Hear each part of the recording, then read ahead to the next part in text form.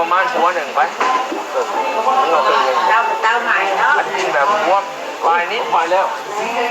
ลงพายนิ่งแล้วพี่น้องเบอร์เข็มวีอย่างไหนฮะ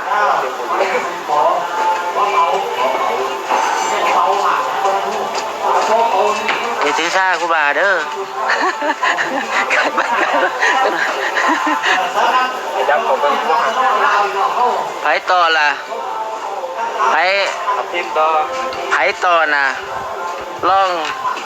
40,000ออกมาแล้วพี่น้องพอเป๋าน้ำโชคอยู่ฝั่งบัวเขียว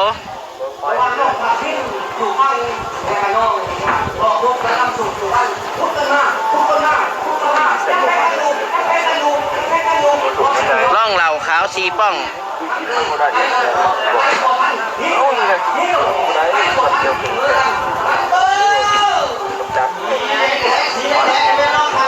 ตอนนี้ปอเ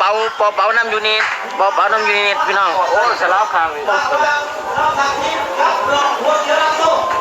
เดินแล้วโอ้ยออกไปนอกเสียแล้วคุยขาดโอ้ยสลับเลยปอเป๋าเดินแล้วปอเป๋าโอ้ยได้ตอน3 โต๊ะอ่ะก็ฉีขาดแล้วขาดแล้วเรือเข็มฉีขาดแล้วไว้บนทันเด็กพูดกันเลยเขาเดินแล้วผมเขาเดินแล้วเดินยาวแล้วโอ้ยนี่แหละเพิ่งรำใส่ฉันมาห้อยแล้วหันเข็มไม่อ้อมเลย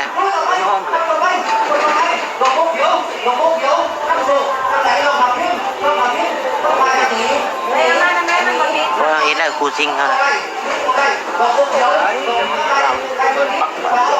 โอ้ยเนาะนายคนคือกันว่าเนาะกระดาษข้อนึงกันยังสิตายข้อหนึ่งกันยังบืดตายเนี่ยเด็กขึ้นมาแหละเด็กเป๋าน้ำอยู่พี่น้องเด็กจะกินหัวกันนี้นะเล่นกันไหมวัดขี่แล้วมันทันบ่พี่น้องทันบ่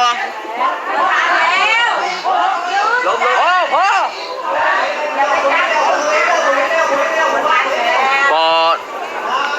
บ่เป๋ากินพี่น้องเอ้ยกินดอกบัวเขียวน้ำ